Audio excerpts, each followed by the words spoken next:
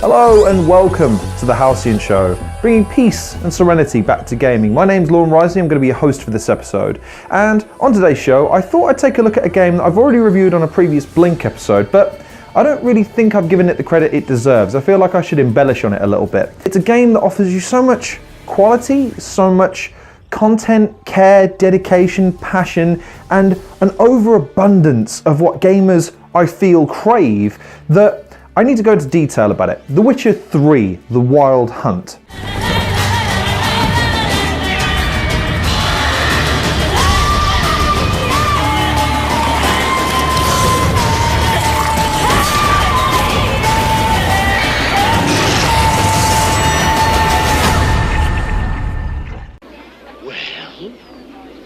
Well, we're waiting. Developed by CD Projekt Red, a Polish developer founded in 1994, The Witcher series is based on a series of novelizations by Andrzej Sapkowski, I hope I got that right, over the course of 8 novelization books, which have been converted into 3 games. The first 2 installments, The Witcher, which took place in 2006 if memory serves, and the second installment, The Witcher 2 Assassins of Kings, in 2011. This particular installment was developed over the course of about 4 years, but what's important to note about that is that 2.5 years were dedicated solely to voice acting. That's right, they spent 2.5 years voicing a myriad of different lines, outcomes and scenarios in order to better weave and craft a story.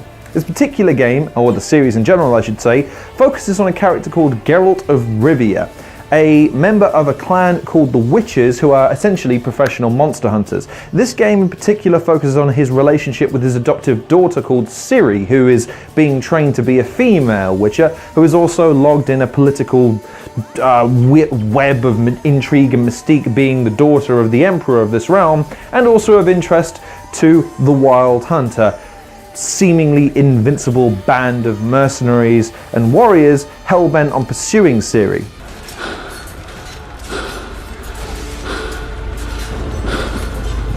Any last words? Set the trap.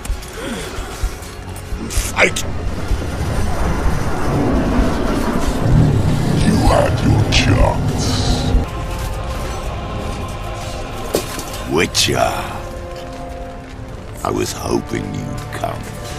With the game delving deep on Geralt's reconciliation with Ciri and also his long-lost lover by the name of Yennefer. A long-standing plot device being that Geralt lost his memory in previous installments and has been slowly reaccruing those memories over the course of time, leading to this installment where a lot of those plot threads will come to roost, shall we say. But those are just the headlines. I mean, my involvement with this game, or rather my exposure to this game, was limited to reviews of previous installments and a review of the most recent one.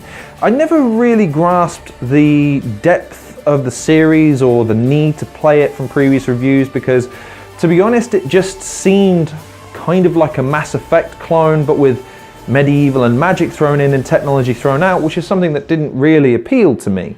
The character of Geralt, considering that in most of the trailers and in most of the reviews, I should say, focused on the more sexual element, seemed immature and a bit...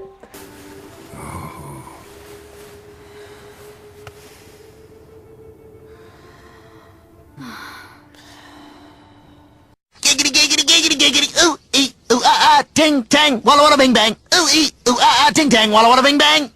Childish to me, so it didn't really appeal to me to kind of pick up the game and play it. But after surf around on Xbox Live as you do, it stuck out to me that the value of the game at this point had gone down to £15.99, and that was including 2 DLC packs. So I thought, well, hey, why not? Everyone's saying that the game is getting good reviews. Everyone says it's a good game to play if you like fantasy adventures, and for the price, you couldn't argue with it. Having played the game, I can't believe I waited so long, but at the same time, I'm glad I did because the value that I paid versus the value that I got is possibly the best $15.99 I've ever spent on a game. So what makes this game so special, and why should it follow in the footsteps of Skyrim in getting a Blink review initially and then following on to a Halcyon review, which typically speaking shouldn't really happen if I've covered a subject once, why cover it twice? Well, let's find out. This is the Halcyon review of The Witcher 3: The Wild Hunt.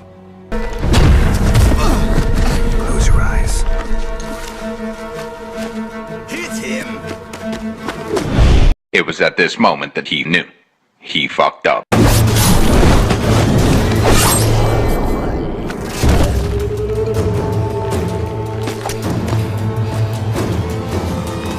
What are you doing? Killing monsters.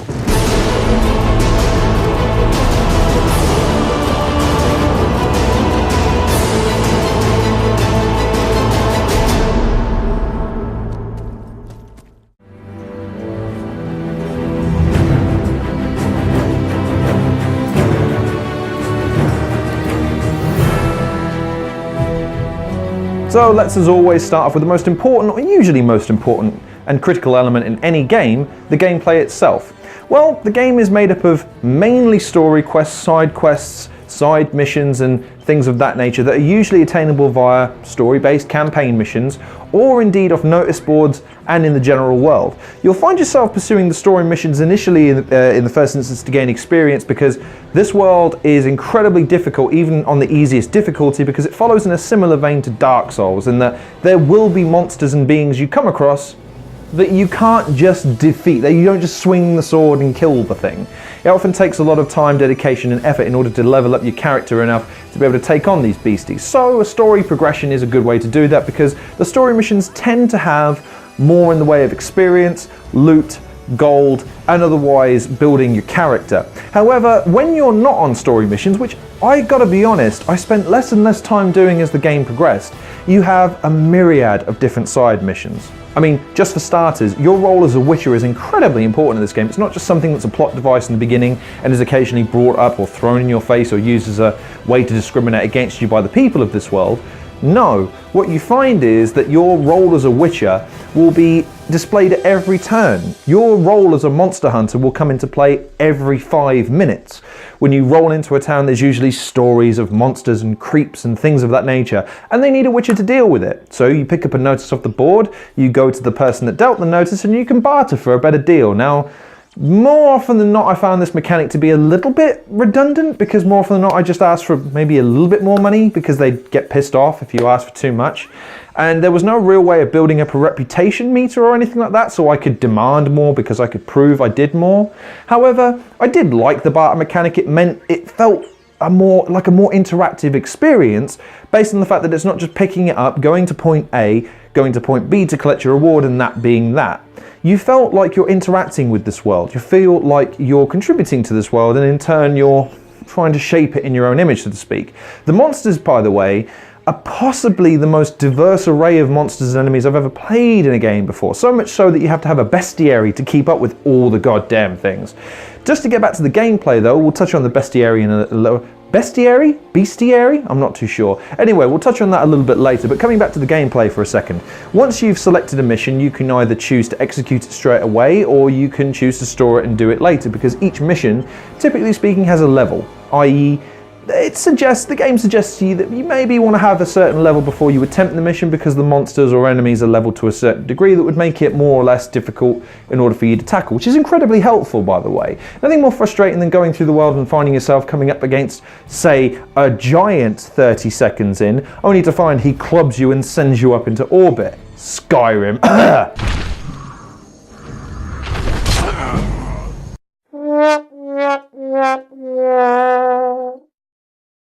However, when you're not in combat or attaining missions, you're perfectly free to explore the world at your leisure. And you'll find yourself doing this more and more as I did throughout the course of the game because there's just so much to explore. There just seems to be something to find in every nook and cranny of this map. Being a new boss level monster character that you're going to tag and come back to later or foolhardily try to take on initially, at least as I first did before I realised that that was a tactic you needed to employ in the game. There's places of power, mystical stones that effectively ramp up some of the abilities that you attain through the course of the game, which I'll touch on in a second. But there's just so much in this world to find that feels worthwhile, gratifying, detailed and thought out. They don't just seem placed there for no reason. They reward players for using their cunning and intellect to use what they've learnt about the world to employ to find things. It's absolutely fantastic. Then you come across monster nests, place that will produce monsters on a regular basis unless you take them out. And once you do, you usually get a hefty reward for doing so, not only from the notice board, but in terms of items and in terms of craftable bits that you get from the monsters themselves. But what I will say at this point is that the gameplay is hindered by one pretty critical element. The movement in this game isn't as fluid and as loose as I would like it to be. Geralt himself moves reasonably well at the best of times, but at the worst of times he's so cumbersome. I understand that the chances are that the developers wanted to give you a heavy, impactful feeling character so that when you're swinging your sword, you feel the momentum, you feel the carrying of weight, you feel like if you swing and miss that there's a definite penalty to pay as a result of monsters being more agile than you or stronger than you. However, what I'd argue is that when traversing the world, maybe the sensitivity needs to be increased just a little bit, just so that you don't feel like every time you make a jump, you are literally choosing between life or death. There's countless times I'd make a jump or try to traverse a piece of the map that they designed well enough in order to give the map some verticality, which is absolutely it's so imperative in an open world game these days. But it feels numb enough that you can't really judge distance. However, this pales in comparison to the horse mechanics. And again, I understand that the chances are that this is deliberate, because horses aren't the most responsive creatures, let alone when they're being controlled by a human being kicking them in the groin every 5 minutes. However, it's a frustrating experience, akin to Red Dead Redemption, only I'd argue worse. Red Dead Redemption seemed to have more responsive controls when on a horse, and the mechanics of the stamina they've mirrored, but again, don't really match up all too well. There's ways you can improve the stamina of the horse, but not the maneuverability and agility. You're stuck with Roach throughout the whole game, and yeah, he can be kind of dumb at times. There's a summon mechanic so that you're never too far away from him if you ever do just want to use your horse, but I've got to be honest, it got to the point where I either fast travel through the map, which is readily available and the load times aren't too bad, or I just ran, because chances are you're going to come across something you're going to fight in the world anyway, so hey, it's more fun to traverse the world on foot in that sense, so why not? Speaking of which, if you traverse the world on foot like I did, you will come across a myriad of additional items. So plants and flowers and remedies and other items are found scattered across the world. This world is packed with content. I can't stress that enough, to the point where you're going to be wondering where to store it all, which is where the game's inventory system comes in. You have a limited supply or weight limit, which you can improve throughout the course of the game. The items don't really take up any weight, in fact, most of them don't. What will take up a lot of weight though is weapons and armor. The weapons and armor in this game, fantastic. First thing to touch on, the game utilizes a mechanic where you have a steel sword for human enemies and a silver sword for monsters and enemies of a magical nature.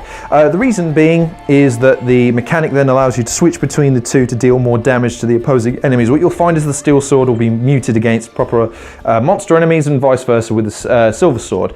And you'll also get a commensurate amount of degradation to both swords if you're using it on the wrong type of enemy or a particularly tough enemy, as I found out when you come across things like rock golems and you're using your steel sword against the bastard things, and it just keeps just denting your sword and denting your sword, which leads me into weapon degradation. The game employs a degradation mechanic not too dissimilar to things like Lord of the Rings games. I believe it's the Two Towers or War in the North, my apologies, where the armor and weapons have a degradation and you have to keep them topped up occasionally with repair kits or going to blacksmiths. You also have an armor crafting mechanic which allows you to pick up schematics throughout the course of the world to build better armor sets, which increase your stats, give you buffs and things of that nature. And this is fun because specifically there's Witcher schematics that you can find that suit your playstyle. I mean, for instance, there's the Bear, which has a different name, I just never could pronounce it, the Clan of the Bear, which gives you hefty chunky armor that allows you to deal more damage and take more damage. You've also got the School of the Cat, which allows you more agility based buffs and things of that nature. The School of the Wolf, which is the one that Geralt belongs to, but you're free to make your choice and you can collect the pieces at your leisure, and usually you'll be given a quest in order to be able to find all the pieces, which will give you the vague location but will enforce you to fight through a horde of beasties before you can actually pick up the part. As you're probably getting by this point, there is a ton to do in this world. Specifically though, what you'll be focusing on is fighting monsters.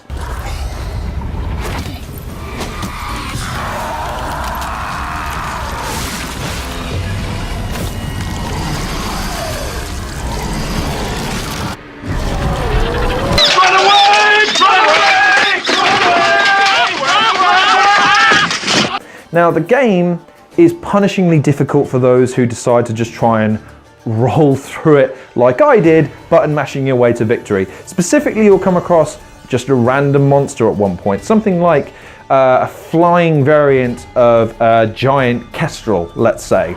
Now you'll think, okay, it's big, but I can take it on, right?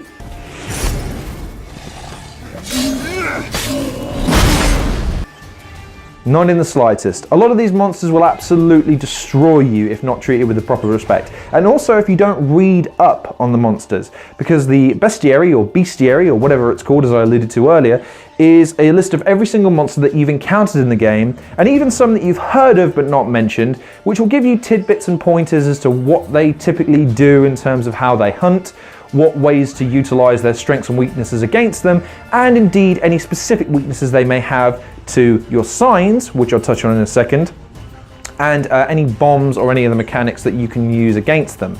So let's just touch on the signs for a second as well. Geralt will have the ability to be able to utilize signs, which are effectively magical powers. Now the critical thing about this game is that there's no mana meter per se, there's a stamina meter. And the reason why this is critical is because the stamina meter feeds into your combat. So it's not just magic that will take this, although it's probably worth saying that they distinguish between magic and signs. They are different, so I'm making a cardinal sin by saying that, but ultimately it's magic. Point is though, you'll run and use your sword and heavy attacks which will drain your stamina. Now you can use signs such as a shield, a floor sign which deals damage and slows down enemies, a flame called Igni sign, there's a couple of others which goes to show you just how important they are, considering I never used them. But although I will say that the signs at the beginning of the game, I tended to just use flame just because of its damage and also because it had a tendency to stun enemies. There's a force push as well, which again I didn't find myself utilizing a tremendous amount, only in the events that I needed to interact with the world, which is why again the signs are a great idea, because it's not just for combat that they're used for. You use them to interact with the world, for instance using the force push to open up doors, blast through areas of the map that would otherwise be sealed off. You also have the flame which can then set off lights and illuminate rooms, and also traps that you can set for unsuspected ghoulish foes. You also have the Witcher senses. Now this is simply a left trigger mechanic that allows you to see the world through the senses of Geralt, who has been imbued with certain powers and abilities that render him slightly more agile and powerful than a regular man. One of these is the sense, which allows him to see the world and sense and smell and taste and see on a far different level to anyone else, allowing him to track enemies, quests, see through walls that shouldn't be there, or gives him a slight edge in terms of his senses. Now, the way to think of this is it's the bat mechanic where he snaps into detective mode. It's a very helpful mechanic, but the difference is that it's not snap-on. You have to hold the trigger to see, and I like that. I don't want to walk around in this mode constantly. I only want to use it to see and find things at my leisure, and the mechanic is utilized really well, albeit a little too often for my liking, and it's a bit too easy for my liking. You literally just press it and walk around until you find the thing you're looking for. It's not really any interactivity and not really any skill involved in that, but it's still a nice idea and utilized very well in the sense that there's a diverse array of uses for it. And just to touch on a couple of things on the gameplay side of things, you also have your skill tree, standard for an RPG, I know. However, it's worth noting that the skill tree is very diverse for what it is. A lot of the abilities are very, very useful, both in practical terms in combat and otherwise traversing the world. You also have mutagens, which combine with your skill tree in order to boost your ability. So for instance, like me, the typical soldier bulldozer kind of player,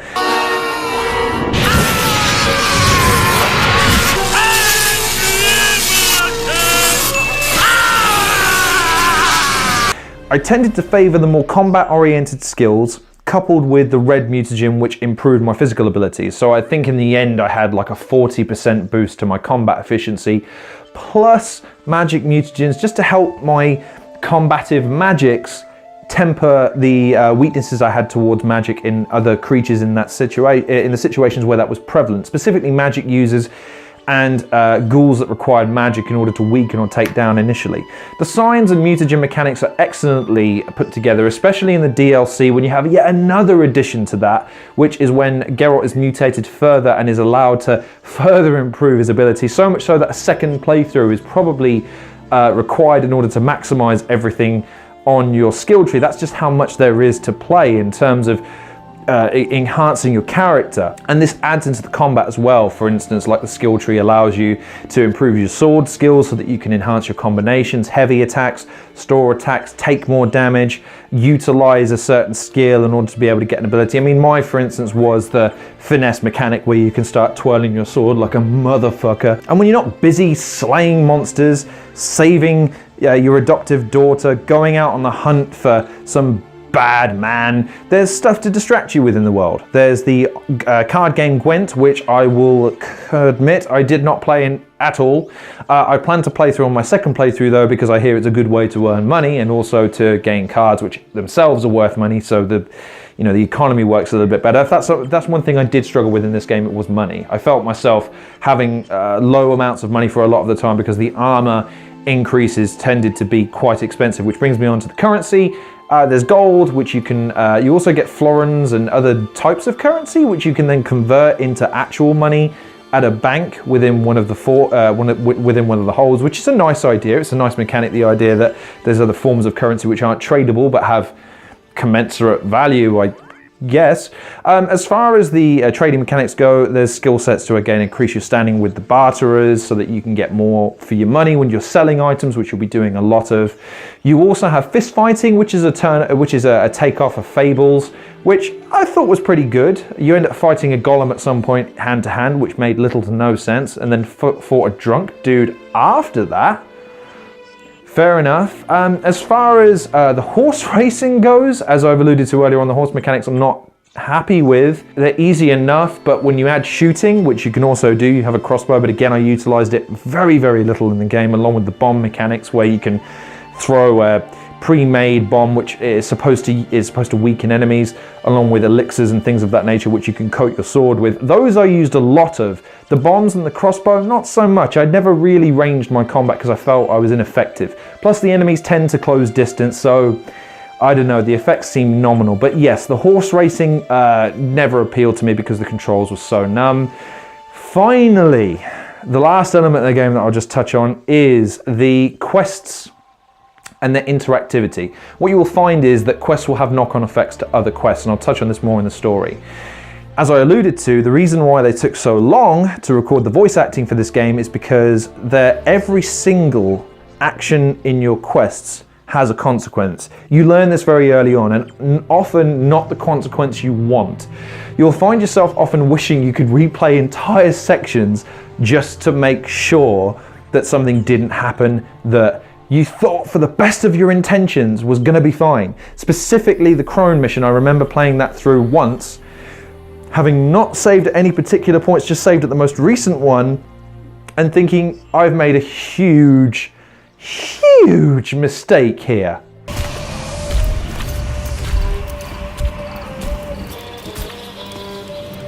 Sheathe your weapon, young man. He's even lovelier in real life. In real life, you're different than you were in the tapestry. A few moments later.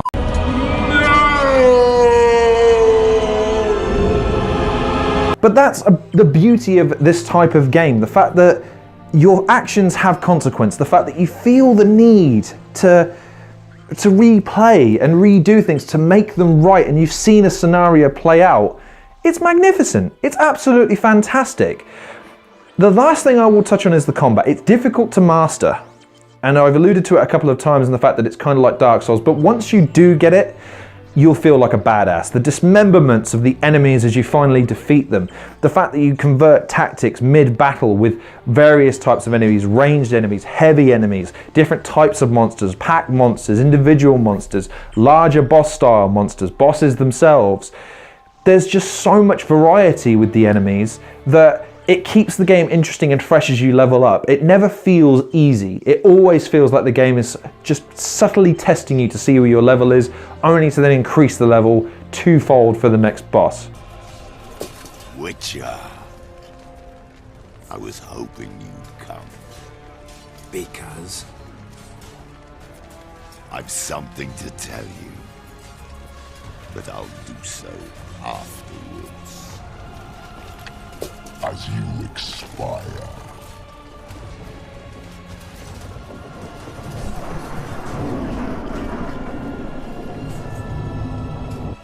You make the Lord very nervous. All right. I'm burning now. Take it easy. Hellfire is burning me alive. 2 hours later.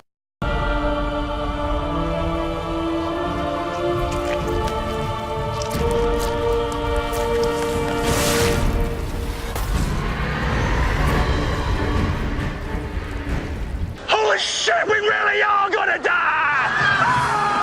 So, in a nutshell, the gameplay is tremendously layered, immensely detailed, well thought out, with only a few minor details that could have been improved had they have wanted to go for something different, but I suspect was a deliberate design choice that just isn't to my liking. So, going well so far. So let's take a look at what in this case is the most important aspect of this game, the story. Are you sure it's her? Yes. And she's in danger. Witnesses claim the Wild Hunt follows her. You must find her. And when I do, what then? I shall give her what she deserves.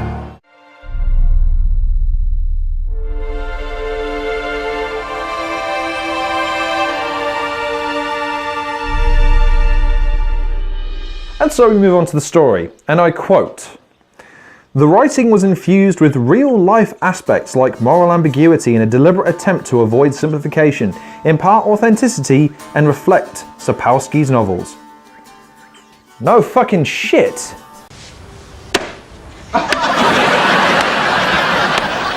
When I say this game's story doesn't hold your hand, doesn't pull its punches, and is perfectly willing to kick you in the dick at every opportunity, you better believe me when I say that. This game has all the trappings and all the feel of a typical hero game. Damsel in distress, hero sets off to save her, encounters diversity, makes friends along the way. Someone gets slain and then the hero defeats a powered up version of the enemy at the end, with maybe a betrayal in there somewhere. Standard fare, right? Well, kind of, but the fact is that the journey is so much more important in this game than the destination or the beginning than you could possibly imagine. Geralt will set off in the beginning searching for Yennefer, having had a dream which serves as like a training tutorial stage that didn't really happen. You're introduced to some of the characters as I was for the first time. I think it's important to stress that I'd never played a Witcher game before. I hadn't even read up on the lore, didn't know who any of the characters were, and I felt at times that I would struggle with this because of the depth of lore in this world. However, after a couple of hours, you get the gist of some of the characters to the extent that you feel, okay, I'm experiencing some of these characters for the first time, even though Geralt himself has known them for a long time, but it's not a big deal because the situations and scenarios, that's what they tend to focus on. They don't focus on the past so much where they're like, remember that time you did that thing. They tend to focus on the sensibilities and the choices within the current situation, which is fantastic for someone like me because it means I get to grasp the characters without losing sight of the plot or feeling overwhelmed by the game. So as I mentioned, you'll start off as Geralt and you'll be traversing the world. You're looking for Yennefer, your long-lost lover, which your amnesia has prevented you from finding all this time. You meet up and Yennefer tells you, or catches up with you and also tells you that Ciri, your adoptive daughter, who you've also been training as a Witcher, who has parted ways with you for some time, is on the run from something called the Wild Hunt, which is a ethereal, almost mythical band of mercenaries and warriors hell-bent on getting Ciri because of her blood. She shares a bloodline with almost like godlike status, which allows her powers over dominion, so she can teleport, she can see through time, she can enhance her physical abilities, but she's still very young and naive and not fully in control of her powers yet, making her vulnerable and susceptible to these beings. Ciri. What? Do you fear I'll level this place like I did Kaer Morhen? Shame I can't do that at will, because I'd really like to now. They're kind of like the Reavers, or whatever they're called from Lord of the Rings, just tall, dark, clad in armor. Only later on in the game you find that they are susceptible and mortal, just immensely powerful and strong, much stronger and more powerful than any human character, for instance. And what you'll find as you traverse the game is the story deepens. Multiple plot threads weave in and out, so much so that it's impossible for me to go through it all in detail here. Is that the midpoint of the game, which is where it seems to linger for a very long time, but that might have been down to my playstyle more than anything else, is so good at setting up the set piece that I feel like it ultimately under-delivered a little bit. And I'll explain why. Throughout the course of the game, you're recruiting assistance and trying to locate Ciri, to the point where once you've located her and you understand the task at hand, you've actually got yourself a formidable force of friends to help you stave off the imminent threat. Not enough, obviously, to stave off the threat enough to stop someone from getting killed, I'll leave it at that, but there's enough stakes, and that's where it felt the game maybe should have ended.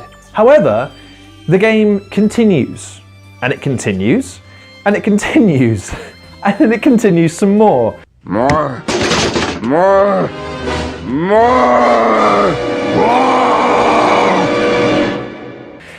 It felt like maybe they should have pulled the trigger in terms of story there, instead of trying to be a bit too clever in the final acts. Just my preference in terms of that final act of the story. However, the payoff, because of the multiple endings, because of the myriad of different choices you can make, and the way that you influence Ciri, which becomes more prominent in that latter part of the game, which focuses more on your relationship with her rather than with any romantic relationship, which I really liked.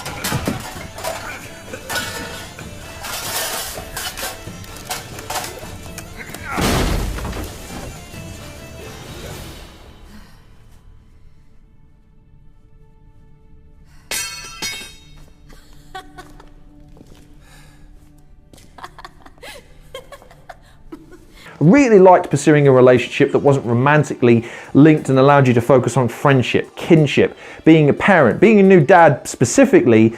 It was nice to feel like you were guiding Ciri, you were sheltering her, protecting her, even though she didn't really need to be protected, but still needed guidance and assistance and a moral compass to help her navigate what is a very, very violent and very, very morally ambiguous world.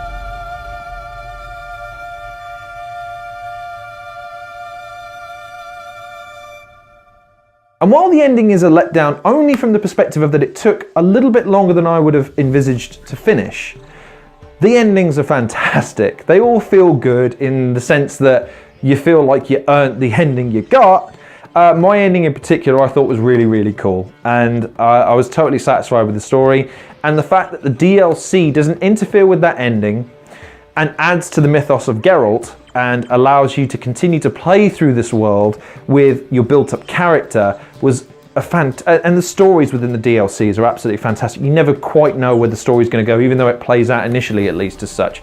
Things like, as I mentioned before, the crones, bosses within the game, mythical creatures that they're like witches basically. They pop up throughout the course of the game and are a constant irritation and threat.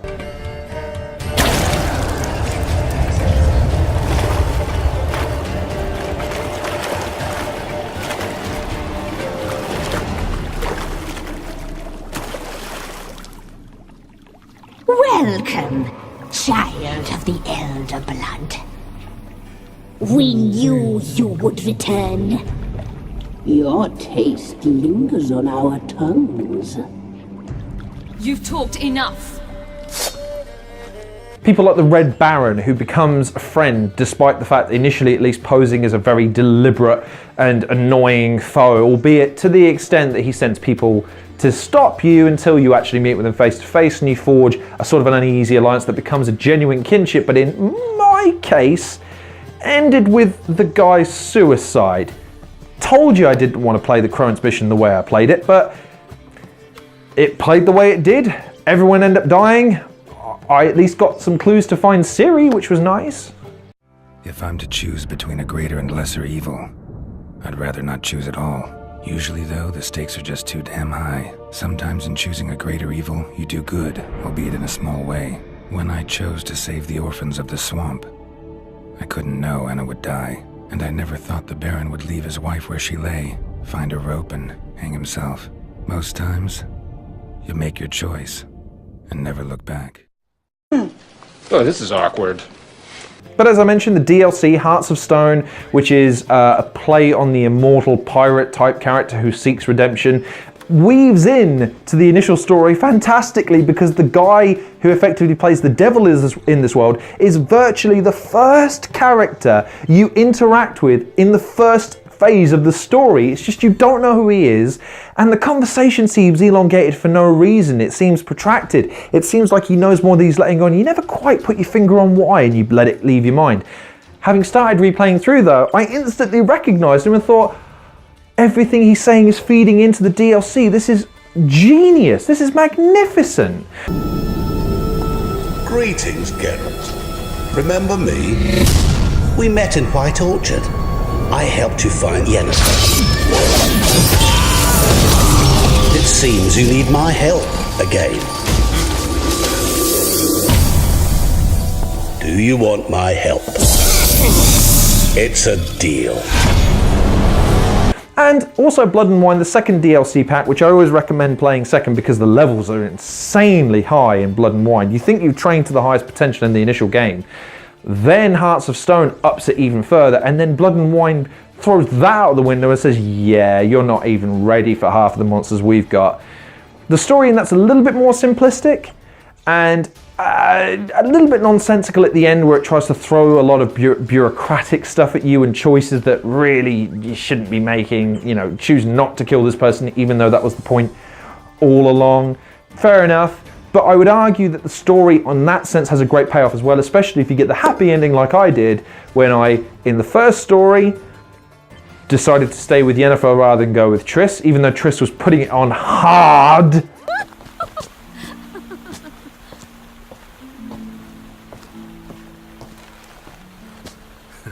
Careful.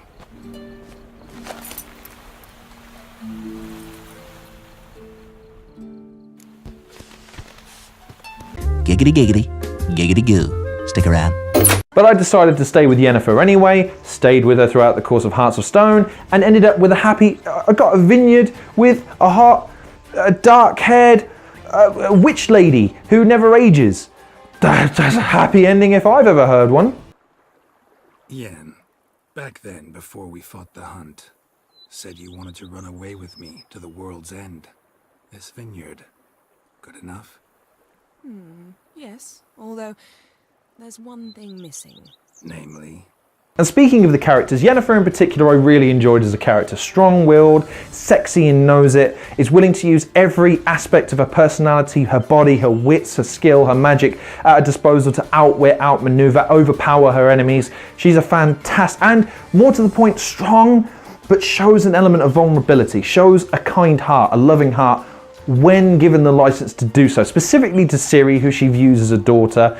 Not so much to Geralt because she knows he's strong enough to take it, but that makes the relationship quite combative at times, but ultimately very satisfying, especially in the story mission where she seeks to break a bonding spell between the two of you to see if you really do love each other. Makes an awkward moment where you can dump her ass saying, "No, I never loved you, it's just a spell."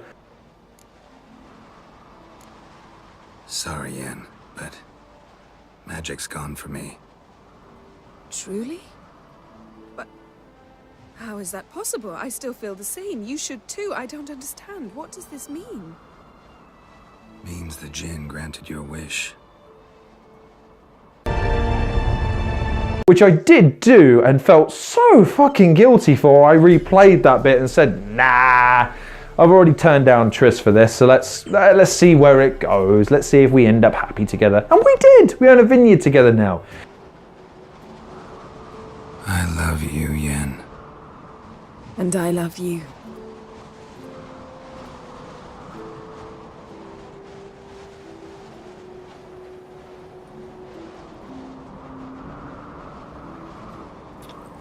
A bad girl. It's going to be awesome. We make White Wolf. It's the wine that you get named after at the end of the game as recognition for doing all the good deeds, which again, fantastic leads into the story. Other characters such as Ciri, because she plays separately to you in her own mechanics, she has teleports and stuff like that, she plays on her own. You don't interact with her as much in the initial stage to the middle of the game, rear of the game a lot. And I really enjoyed my interactions with her. She's a complex character, good-willed, ultimately ready to sacrifice and do the right thing, but ultimately is that young, naive, good-hearted, always trying to see the good character, reacting with violence as and when she needs to, but reserves as long as she can.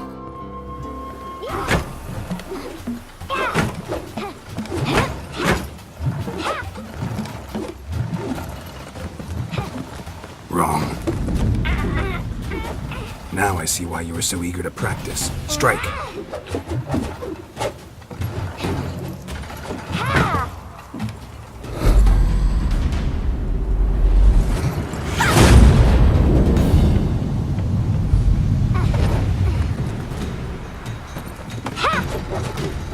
Very least, you ought to be able to tell a ghoul from an owl ghoul.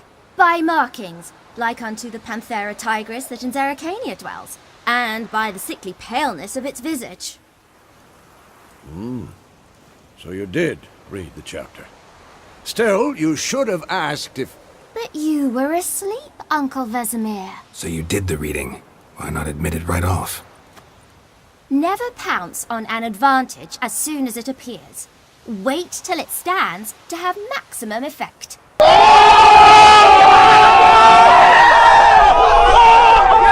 You've got Isgramir, who's like the father figure to everybody, who's the wise, kind old man who also is a badass witcher.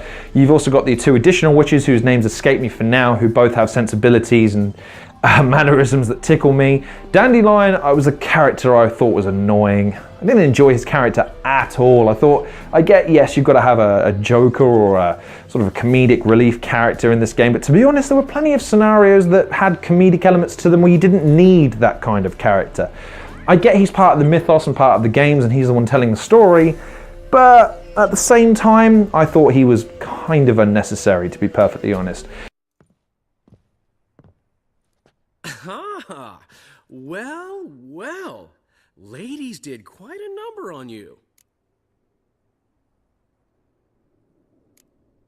You know about this? No, they didn't tell me till this morning. A shame, really, because it looks like you had a roaring good time. Dandelion. All right. Sorry, don't often see you like this. Couldn't resist. What she means is he was mostly a jerk, but every once in a while, he could be a dick. But the characters, they build bonds with you. You feel genuine kinship with them when you travel with them, when you do missions with them, and you do story elements and you interact with them.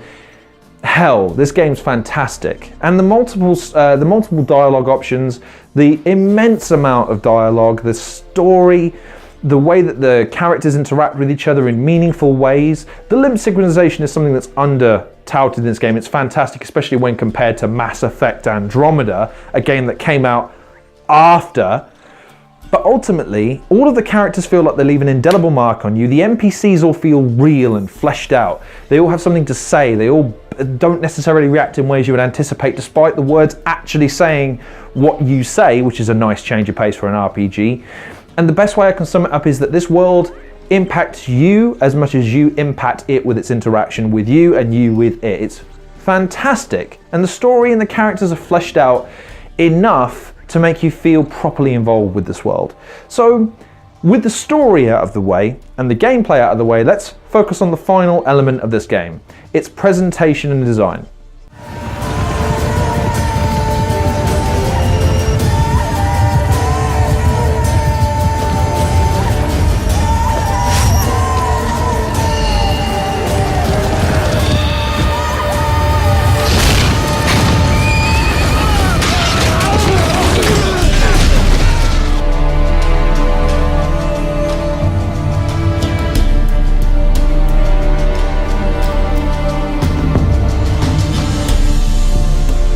And so we come to the designer presentation, and wow, for a developer a third of the size of Rockstar, who produced Grand Theft Auto 5, this game has bags and bags and bags of detail.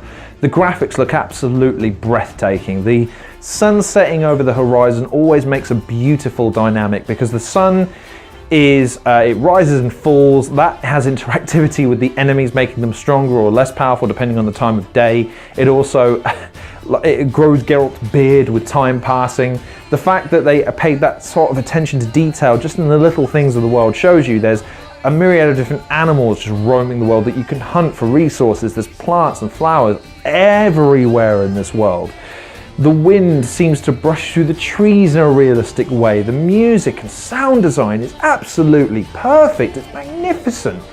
The sword mechanics, they sound heavy and impactful. The explosions, and yes, there are bombs, so there are explosions, sound absolutely fantastic. All the monsters sound individual. They all have their certain growl or low tone that gives them a very unsettling feeling, especially when you're in the tunnels and not around. Especially the goddamn spiders, the scurrying noises. Again, why are developers so good at making spiders in games?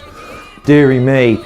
As far as the musical score, performed by a German band, I believe, is excellent. Again, I can't heap enough praise on this. In terms of it's impactful, it has pace, it feels thematic, it never feels like it's overstaying its welcome. Not quite to the extent of Skyrim in terms of it's not as iconic, I would argue, except for the initial theme, the combat theme that usually plays when you're in a fight. But it's long, it never gets in the way, it never becomes annoying, it's seamless, it helps build this thematic world. The presentation in terms of the graphics as well, like I said, let's just touch back on that for a second. The interactivity of the world, the fact that when you use a push mechanic, the boulders, they explode in a realistic way. The enemies, when you dismember them, they fall down and bleed in a realistic way, as sadistic as that sounds. The slowdown mechanics when you finish off an enemy are really satisfying, and the only thing I would also say is the cutscenes don't interfere with this game because the graphics are of such a high quality. They use in-game cutscenes more than they do anything else, and even when they don't use the in-game cutscenes, they tend to use a stylized, cartoony graphic style, which, if anything, I felt was underutilized. I almost forgot at periods of the game that they were using it, to the point where I would have thought they'd have either used the in-game graphics and just slowed down and repositioned the camera for dramatic effect, or not use them at all, or utilize them at more regular intervals, or incorporate that into the menus. The menus, is worth pointing out by the way, are easily traversable, albeit a little bit cumbersome when you're actually in them. I felt that they could have been a little bit quicker. Snapping in and out of them is relatively easy, but for a newbie like me was difficult to get to grips with because they're not positioned in ways you would really anticipate. Same with the directional pad buttons, they don't seem to match up with what I would anticipate an RPG to have. The final thing I'll touch on in terms of the graphics of the game is the diversity of enemies is fantastic, and just the tiny details of the monsters makes the difference between them just looking kind of generic and boring to genuinely fearsome. And like I said, I don't think it could be overemphasized, the fact that the developers were so much detail crammed into this world, so much passion and dedication, comparative to something like GTA, which of course is a magnificent technical achievement, but only helps to focus what a technical masterpiece this game is, and how consistently high quality this game is. With I know some people have reported that they've got glitches or bugs in this game, but to be perfectly honest with you, I only ever encountered a couple. And even then, it wasn't game-breaking, to the point where I'd have to restart a level over. Occasionally, specifically in the second DLC pack, I remember very distinctly getting stuck in the marshes quite a lot. The water mechanics snap you into a swim mode, which doesn't allow you to jump, which if you're under, say, this much of water, it snaps into swim mode, which is very, very annoying because what do? You're now stuck. So you have to almost maneuver yourself in between two rocks and almost walk out, which breaks immersion badly. But aside from that, the only other glitch that I can really remember is Roach being an absolute dick. I don't really know what the hell's going on with the horse AI in this game, but that's not to undermine the AI of the rest of the game. It's beautifully designed, wonderfully executed, an absolute technical masterpiece, and a delight for the eyes and ears. So, with all the praise in the world heaped on it, let's go to the rather foregone conclusion-esque ending of this episode by taking a look at the verdict.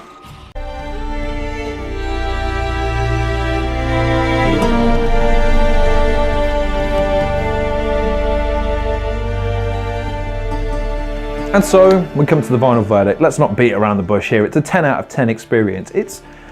If it's not the best game I've ever played, it's 1B. It really is that good. This is a storytelling experience second to none. So if you're not a gamer but you love Game of Thrones or a deep, long, arcing story that's focused on realism, situations that are adult in nature and mature in theme but with an element of fantasy and mystique and intrigue, then this is a game I'd highly recommend you play, if no other reason than just snap it on the easiest difficulty, get to grips with the controls and just play the story missions. Don't worry about traversing the world and exploring the nooks and crannies and getting used to fighting the monsters in an intricate way.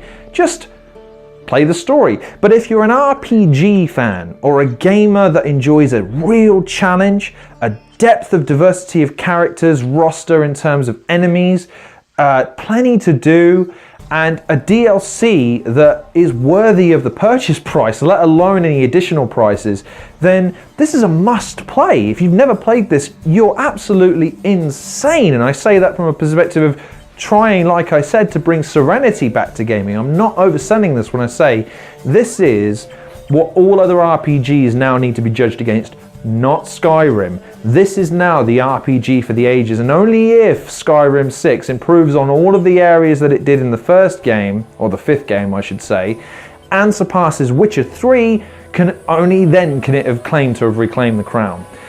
Like I said, a 10 out of 10 experience, so that's my personal recommendation to go out and buy it. So thanks again for watching this episode of The Halcyon Show. My name's been Lorne Risley. I've been your host for this episode. I hope you enjoyed the show. Please like, share and subscribe. Follow some of the other content creators in the description below.